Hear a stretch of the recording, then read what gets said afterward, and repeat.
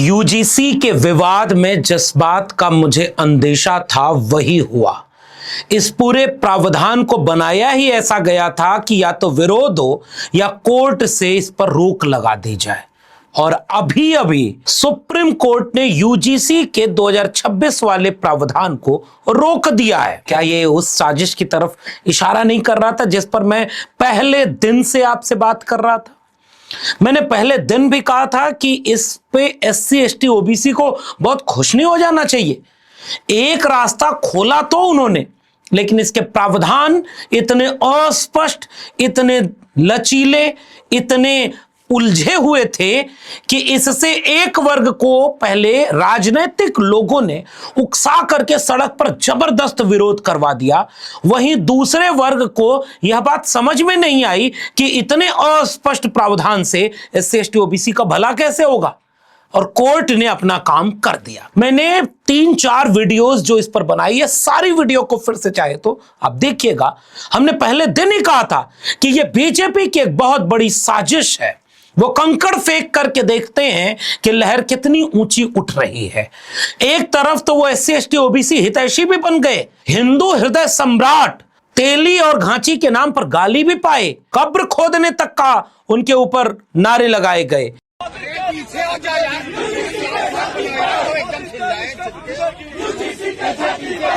मैं उस पर भी बात करूंगा, लेकिन कोर्ट की तरफ से वो काम कर दिया गया जिसका हमें पहले से अंदेशा था। कायदे से इस पर बहस भी नहीं की गई। मैं पूरी बहस सिलसिलेवार आपसे साझा करने जा रहा हूं, और आप खुद सोचिएगा कि जब मामला एससी एसटी ओबीसी के हित का हो तो केंद्र सरकार ने यूजीसी के द्वारा इतना अस्पष्ट और इस तरह के लचीले प्रावधान बनाए ही क्यों?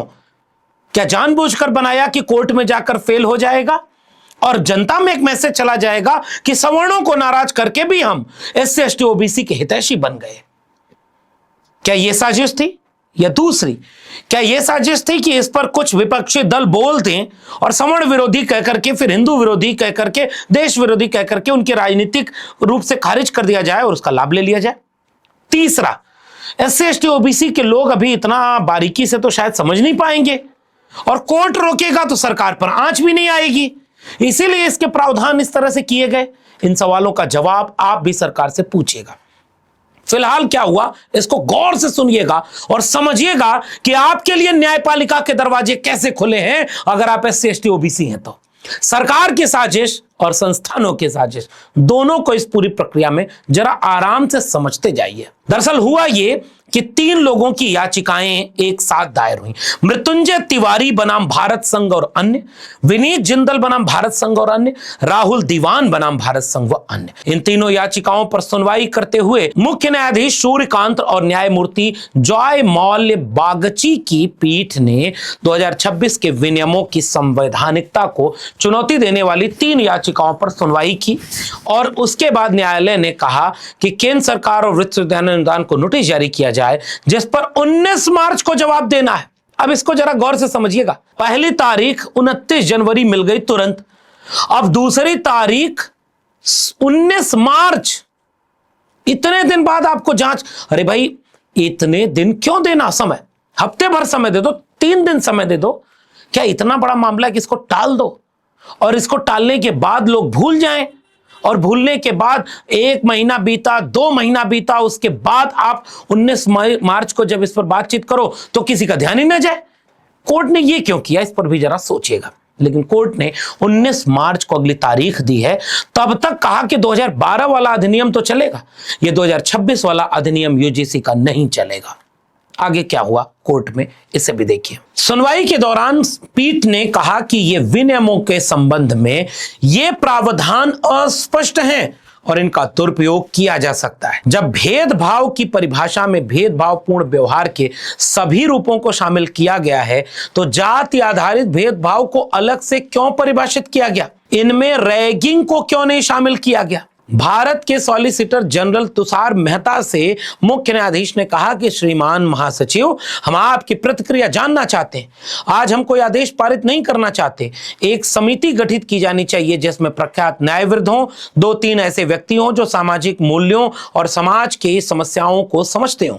समाज का विकास कैसे होना चाहिए, अगर हम ऐसा कर सकते हैं तो परिसर के बाहर लोग कैसा व्यवहार करेंगे, उन्हें इस पर गंभीरता से विचार करना चाहिए। और इसके बाद पूरे मामले को समझिएगा। जो मैंने कहा कि आप इसके परिभाषाओं वाले सेगमेंट के तीसरे पॉइंट के पहले बिंदु के तीसरे पॉइंट को गौर से समझिए। जाति आधारित भेदभाव का अर्थ अनुसूचित जाति, अनुसूचित जनजातियों एवं अन्य पिछड़े वर्गों के सदस्यों के विरुद्ध केवल जाति या जनजाति के आधार पर भेदभाव है। और इसी पॉइंट को मैंने कहा था ना कि यह पॉइंट तो अच्छा है, लेकिन इसी में 5वां बिंदु है जो पिछली वीडियो में भी मैंने आपको समझाया था, जिसमें भेदभाव का अर्थ समझाते हुए धर्म, जाति, नस्ल, लिंग, जन्म स्थान, दिव्यांगता, किसी भी आधार पर भेदभाव, किसी भी तरह का प्रतिबंध, किसी भी तरह का पक्षपात, ये सब कुछ इसमें शामिल किया है। इसी बात को वकीलों ने पकड़ लिया।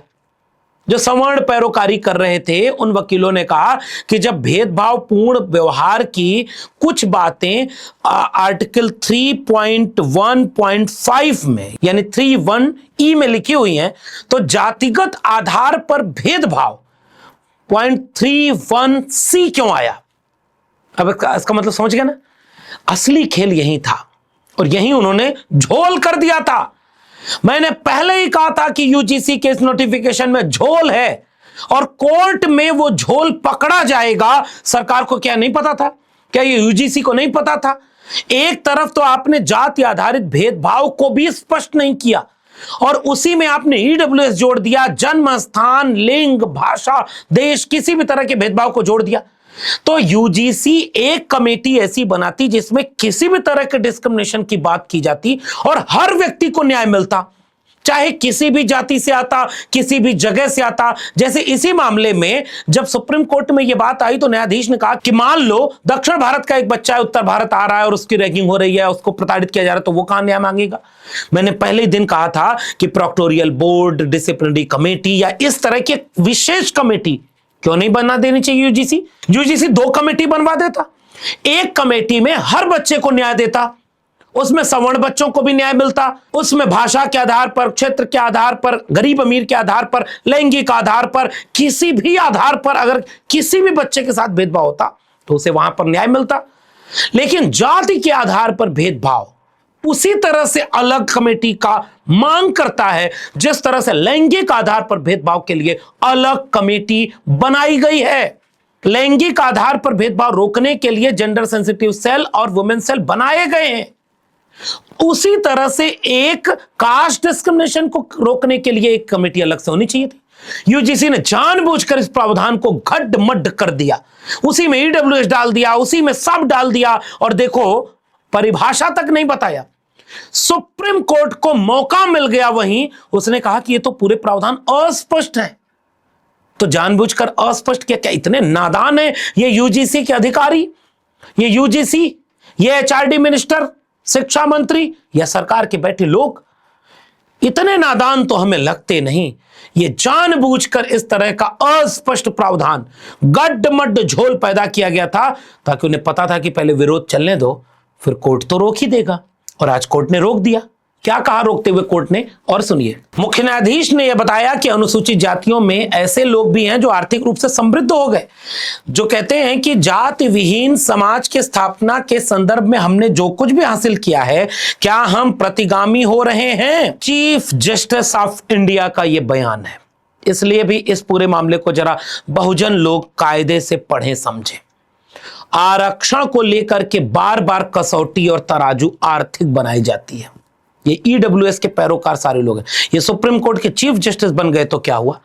ये प्रधानमंत्री बन जाएं, ये राष्ट्रपति बन जाएं, ये कितने भी बड़े ओहदे पर बन जाएं, कितने भी पढ़े लिखे हो जाएं, अगर उन्हें यह नहीं पता कि सामाजिक और सांस्कृतिक आरक्षण जाति के आधार पर मिला है, उसे खत्म करने की कसौटी आर्थिक कैसे हो सकती? केवल आर्थिक।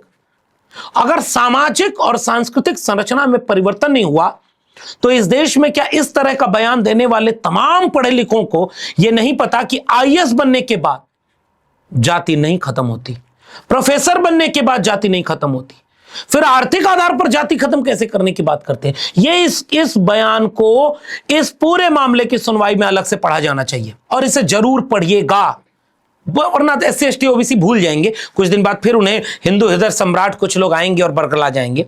और एक बार जरा ये देखना कि इसमें विरोध कौन कर रहा था, जो हिंदू के नाम पर आपको एक करने आता है।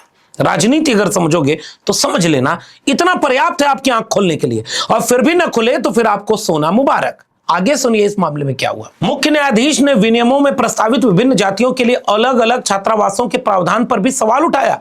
मुख्य न्यायाधीश कांत ने कहा कि भगवान के लिए ऐसा मत कीजिए, हम सब साथ रहते थे, अंतर जातीय विवाह भी करते थे। मैं मुख्य न्यायाधीश से पूछना चाहता हूं कि क्या उन्होंने ये नहीं देखा कि इस देश में छात्रावासों में जिन बच्चों का वर्चस्व होता है वो अपनी जातियों की गोलबंदी करने के बाद किन जातियों का शोषण करते हैं। मैं इलाहाबाद विश्वविद्यालय रहा हूं, दिल्ली विश्वविद्यालय। मैं चाहता हूं कि चीफ जस्टिस ऑफ इंडिया अभी आज की तारीख में किसी बड़े विश्वविद्यालय की, चाहे DU, चाहे इलाहाबाद यूनिवर्सिटी, चाहे पटना चले जाएं, क्या जातियों के नाम पर हॉस्टल में भेदभाव नहीं हुआ? क्यों अलग से अनुसूचित जाति और जनजाति के बच्चों के लिए हॉस्टल बनाया गया था कि उन्हें विशेष तवज्जो मिले? मंडल कमीशन कहता है कि OBC के लिए भी अलग से हॉस्टल बनाए जाने चाहिए ताकि उनको पर्याप्त मौका मिले। जाति अगर समाज में रहेगी तो कैंपस में आएगी। और आप कह रहे हैं कि इस तरह से अलग प्रावधान क्यों है? कल को तो आप कह देंगे कि उनके सर्टिफिकेट पर SC ST OBC क्यों लिख रहा है? भगवान के लिए ऐसा मत करिए, क्योंकि हम तो एक साथ रहते हैं। चीफ जस्टिस साहब कह रहे हैं कि अंतरजातीय विवाह होते हैं, बिल्कुल होते हैं, लेकिन उसके विरोध में कौन लोग खड़े होते हैं? क्या वो लोग कैंपस में होंगे तो इस तरह की आवाजाही को सहज कर देंगे? मैं फिर से कह रहा हूं, दिग्विजय सिंह वाली कमेटी को पढ़िए और उसके पहले वाली कमेटी को भी पढ़िए जिसमें प्रावधान बताए गए थे। और प्रोफेसर N सुकुमार की ये किताब आपको रिकमेंड कर रहा हूं, इस किताब को गौर से पढ़िएगा। इसके टाइप ऑफ डिस्क्रिमिनेशन डेटा के साथ बताया है प्रोफेसर N सुकुमार ने। इस तरह के भेदभाव अगर कैंपस में है तो उस भेदभाव को रोकने के लिए एक ठोस, कड़ी और स्पष्ट गाइडलाइन होनी चाहिए कि नहीं होनी चाहिए। लेकिन साजिशों के झोल ने एक छोटे से झरोखे को खोला और फिर कोर्ट से बंद करवा दिया। आगे सुनिए क्या होता है। इंदिरा जयसिंह जो UGC के प्रावधान के पक्ष में बोलने के लिए खड़ी हो रही थी, उन्होंने कहा कि इन प्रावधानों को थोड़ा गौर से स्पष्ट करना चाहिए। जब मुख्य न्यायाधीश ने कहा कि पीड़ितों को असहाय नहीं छोड़ा जा सकता, तो इंदिरा जयसिंह ने कहा कि ये मामले अनसुलझे नहीं रहेंगे। ऐसा नहीं है। मेरा सुझाव है कि यदि किसी भी पक्ष को कोई शिकायत हो तो वे इन नियमों के तहत शिकायत दर्ज करा सकते हैं। मुख्य न्यायाधीश ने इनकार किया कि हमें सामान्य श्रेणी की शिकायतों से कोई लेना देना नहीं है। हमारी चिंता यह है कि आरक्षित समुदाय के सदस्यों के लिए शिकायत निवारण प्रणाली यथावत बनी रहनी चाहिए। जयसिंह ने कहा कि 2012 के विनियम निरस्त कर दिए गए हैं। न्यायालय के आदेश के मुताबिक अनुच्छेद 142 के तहत हम निर्देश देते हैं कि 12 के विनियम अगले आदेश तक लागू रहेंगे। यह तो ऐसा कहने जैसा है कि एक पूर्ण रूप से सक्षम व्यक्ति को विकलांगता का लाभ मिलना चाहिए। अदालत ने नोटिस जारी करते हुए कहा कि 19 मार्च को हम इसकी अगली सुनवाई करेंगे। इंदिरा जयसिंह ने कहा कि हमारी बात सुने बिना नियमों पर रोक लगाना उचित नहीं है। ऐसा नहीं हो सकता कि आप कानून व्यवस्था की समस्या पैदा करें और फिर रोक लगाने के लिए अदालत में आएं। यह है वो सबसे महत्वपूर्ण बिंदु जो इस देश के SC ST OBC को सुनना और समझना चाहिए। आपके पक्ष को कायदे से सुनने वाला कोई वहां था ही नहीं, और जो जस्टिस बैठे हुए थे, आपकी प्रोसीडिंग बता रहा हूं, उन जजों ने कई ऐसी टिप्पणियां की जिससे यह लग रहा था कि उनका झुकाव किस तरफ है।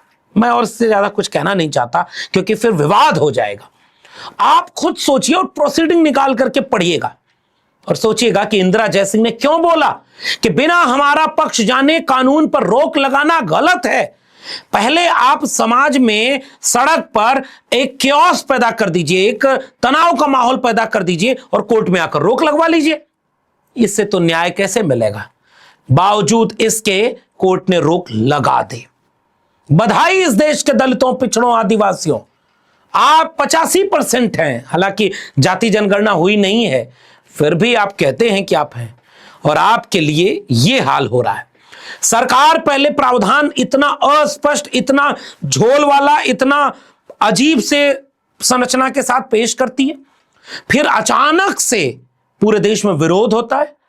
विरोध करने के बाद हिंदू हृदय सम्राट, पिछड़ा हृदय सम्राट, आदिवासी और दलित हृदय सम्राट बन जाते हैं, और उसके बाद कोर्ट से रोक लग जाती है। यही तो साजिश हमने पहले कही थी कि क्या कोई बड़ा खेल, कोई बड़ी राजनीति सरकार की तरफ से है?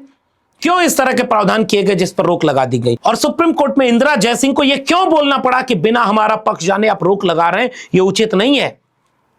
अब आपको समझ में आ जाए कि इस देश में सत्ता किसके पास है, फिर आप समझ जाइएगा। संविधान, नियम, कायदे, कानून, जरा आप भी इसको देखिए, समझिए और विचार करिए। फिर मैं आगे बताऊंगा अगली वीडियो में कि इस विरोध को आपको कैसे देखना चाहिए। फिलहाल पिछड़े दलितों, आदिवासियों, तुम्हारे लिए जो छोटा सा गलियारा खोला था ना, वो कायदे से खोला भी नहीं था सरकार ने, और इसी साजिश के तहत खोला था कि कोर्ट रोक लगा देगी। तब तक जो तमाशा राजनीतिक फायदे के लिए होना था वो हो चुका है। विश्लेषण करो तो आप भी करना, और नीचे टिप्पणी हमें भी बता देना कि आप सही कि मैं सही। मैं डे 1 से इसको, साजिश को समझ रहा था और आपको आगाह कर रहा था। अब आप आगे क्या करेंगे एक बार सोचिएगा। आंदोलन तो आप कर नहीं सकते, आपके आंदोलन में हिम्मत है किसी की कह दे कि मोदी तेरी कब्र खुदेगी? अगली वीडियो देखिएगा, उसमें मैं बताऊंगा कि आंदोलन करने का इस तरह का प्रिविलेज किसके पास है। लेकिन अब आप आगे क्या करेंगे सोचिएगा, रणनीति बनाइएगा, फिर हम इस पर बात करेंगे। फिलहाल इस वीडियो में इतना ही। अगर वीडियो पसंद आई हो तो लोगों तक शेयर करिए ताकि जागरूकता बढ़ती रहे। चैनल को सब्सक्राइब नहीं किया तो चैनल को सब्सक्राइब जरूर कर लीजिएगा। बेल आइकॉन यानी घंटी की बटन दबाएंगे तो अगली वीडियो की सूचना मिलेगी। ज्वाइन करेंगे तो मैं ताकत और हिम्मत मिलेगी। अगर आप इस वीडियो को ट्विटर यानी एक्स या फेसबुक पर देख रहे हैं तो वह फॉलो करना मत भूलिएगा। फिर मिलेंगे, तब तक के लिए बहुत बहुत धन्यवाद।